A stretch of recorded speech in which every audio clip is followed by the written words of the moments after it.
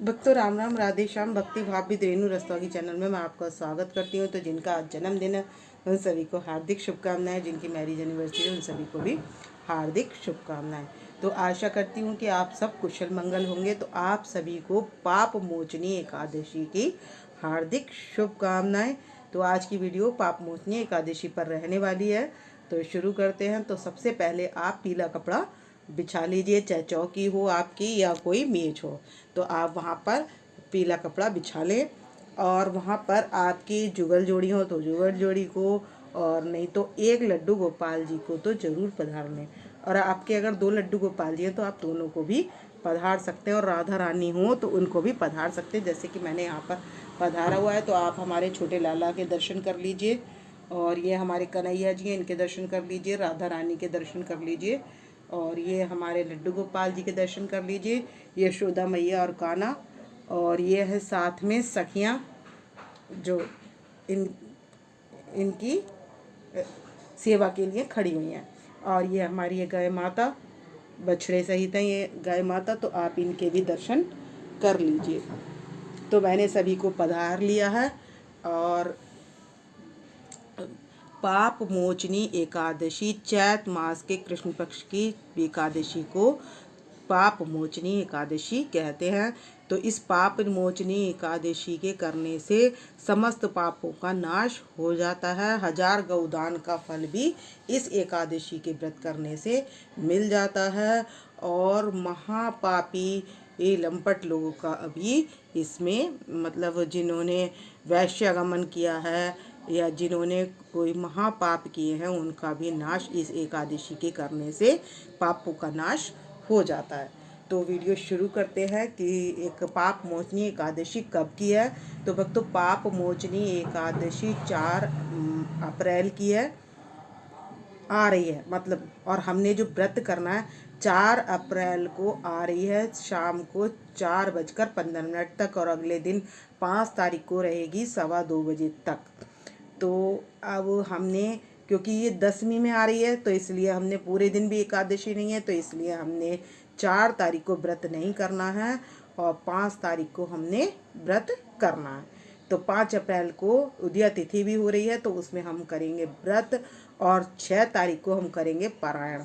तो भक्तों, द्वादशी जो ख़त्म विराम दे रही है, वो द्वादशी 10:30 बजे विराम दे जाएगी। तो इसलिए हमने पारायण जल्दी करना है। तो 6 बजे से लेकर 8:30 बजे तक हमने पारायण कर लेना है। तो ये तो हो गई एकादशी के विषय में बात। अब हमने एकादशी का 10वीं के दिन नियम लिया जाता है, दोपहर के बाद भोजन नहीं करते, और नियम ले लेते हैं 10वीं के बाद अगले दिन एकादशी के दिन हम स्वच्छ जल से स्नान करके बाल्टी में गंगा जल लेकर, तो 3 दिवस का ये जो व्रत होता है, तो इसलिए हम इसमें संकल्प लेकर कथा कहकर इस एकादशी का व्रत करते हैं कि भगवान जैसा आप हमसे व्रत करवाएंगे वैसा करेंगे। अपना नाम ले लें, गोत्र का नाम ले लें, और संकल्प लेकर जो पूजा के बाद जो हमने कथा कही है उसके संकल्प के पैसे किसी ब्राह्मण को दे दें। तो भक्तों, मैंने तिल का आसन देकर गणेश जी को पधार लिया है, और इनको हम जनेऊ पहना देंगे। सभी का शुद्धिकरण मैंने कर लिया है, और साथ में मैंने गणेश जी को और विष्णु भगवान जी को जनेऊ धारण करा दिया है। तो इसमें विष्णु भगवान के चतुर्भुजी रूप के दर्शन भी करने हैं, और इनके स्वरूप की पूजा भी करनी है लक्ष्मी जी के साथ। तो हम यहाँ पर सभी को मैंने वस्त्र पहना दिए हैं। तो लक्ष्मी जी को और विष्णु भगवान जी के हिसाब से पीला, और लक्ष्मी जी की तरफ रेड कलर करके हम कलावा यानी कि वस्त्र अर्पित कर देंगे। तो मैंने इनको वस्त्र भी पहना दिए हैं, और यहाँ पर बुक है, तो यहाँ पर भी मैंने तिलक लगाकर पूजन कर लिया है। तो रोली से और चंदन से तिलक लगा लिया है मैंने सभी के। और हम अपने लड्डू गोपाल जी को तुलसी की माला भी धारण करा देंगे। तो मैं सभी को धारण करा दूंगी और पहना दूंगी अब पुष्प की माला।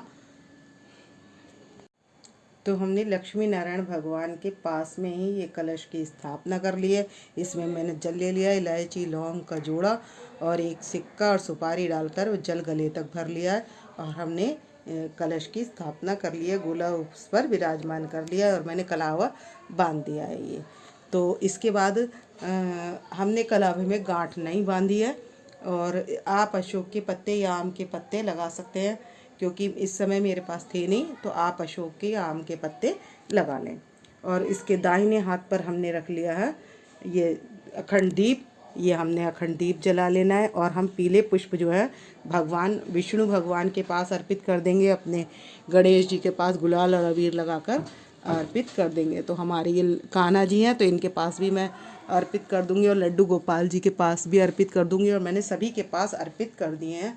और राधा रानी के पास गुलाब का फूल अर्पित कर दें। वाइट पुष्प के ऊपर एक गुलाब का फूल रखकर अर्पित कर दें। मेरे पास गुलाब का फूल था नहीं था, लेकिन उसकी पंखुड़ियाँ खुल गई, तो इसलिए मैंने इनके पास इस पर एक पंखुड़ी रख दी है। और यशोदा मैया के पास और गाय माता के पास, सभी के पास मैंने पुष्प अर्पित कर दिए हैं।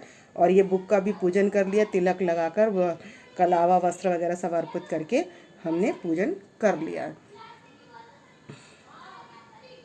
तो एकादशी की बुक में पाप मोचनी एकादशी की कथा है। तो भगवान, मैं कुछ थोड़ा सा ही सार बता देती हूँ।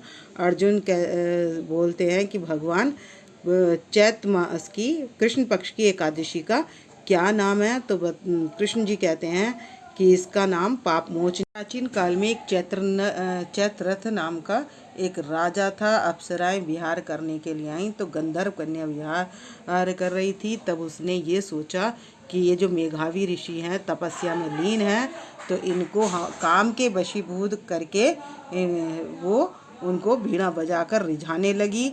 और मुनि उसकी बीड़ा की आवाज़ से मुग्ध होकर उस पर प्रसन्न हो गए और उसके साथ समय व्यतीत करने लगे। काफ़ी समय व्यतीत हो जाने पर वो अप्सरा बोली ऋषि से, मेघावी ऋषि से बोली, मंजू घोषा, कि अब काफ़ी टाइम हो गया मुझे यहाँ आए हुए और मुझे चलना चाहिए। तब मुनि ने आज्ञा नहीं दी। उसके बाद कहा कि आप ध्यान करके देखिए आपको कितना टाइम हो गया। जब मुनि ने ध्यान किया तो उन्हें ध्यान आया कि 57 वर्ष से भी अधिक मुझे रमण करते हुए हो गया है। उन्होंने उसको, मंजू घोषा को श्राप दे दिया, अप्सरा को श्राप दे दिया और कहा कि तू पिशाचनी हो जा।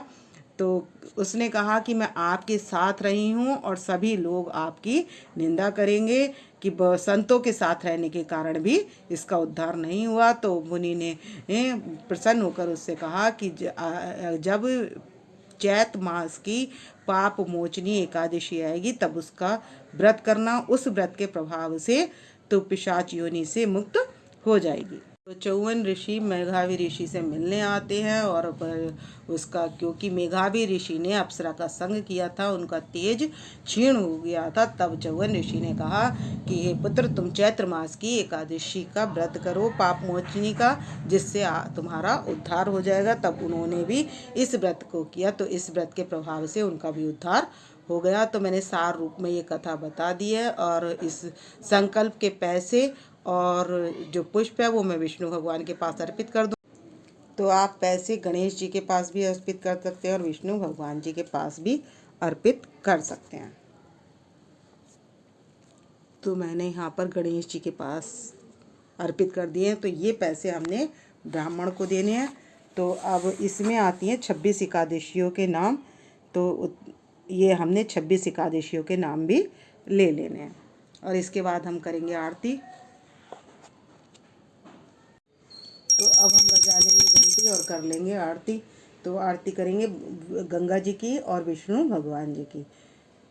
बांके बिहारी तेरी आरती गाऊं, हे गिरधर तेरी आरती गाऊं, आरती गाऊं प्यारे तुमको मनाऊं, हरि चरणों में शीश झुकाऊं, मैं बांके बिहारी तेरी आरती गाऊं, आरती गाऊं प्यारे तुमको मनाऊं, हरि चरणों में शीश झुकाऊं, मैं बांके बिहारी तेरी आरती गाऊं।